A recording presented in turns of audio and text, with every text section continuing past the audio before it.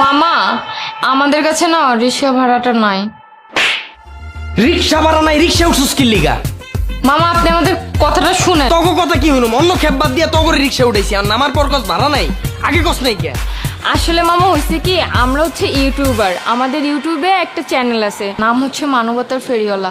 আমরা টেস্ট করতেছিলাম যদি কোনো প্যাসেঞ্জার রিক্সায় উঠে মামাকে রিক্সা ভাড়া না দিতে পারে তখন মামা ওই প্যাসেঞ্জারকে মাফ করে কিনা। কে মাফ করুম কে? এটা কি তোকে বাপের রিক্সা? রিক্সা ভাড়া নাই, রিক্সা তো উঠার কোনো দরকার নাই। এখন এইসব ফাওয়ালা বাদ দিয়া রিক্সা ভাড়া বাইর কর চালু। তখন মতো এরকম বহুত ইউটিউবার পিড়া মানুষ করে লাইছি।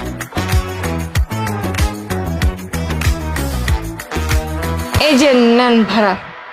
ভাড়া 30 টাকা, তুই আমার 1000 টাকা দেস কে? মজা লস? না মামা মজা না, এটা আমরা আপনাকে খুশি হয়ে দিলাম, আপনি রাখেন। তুই তো পুরা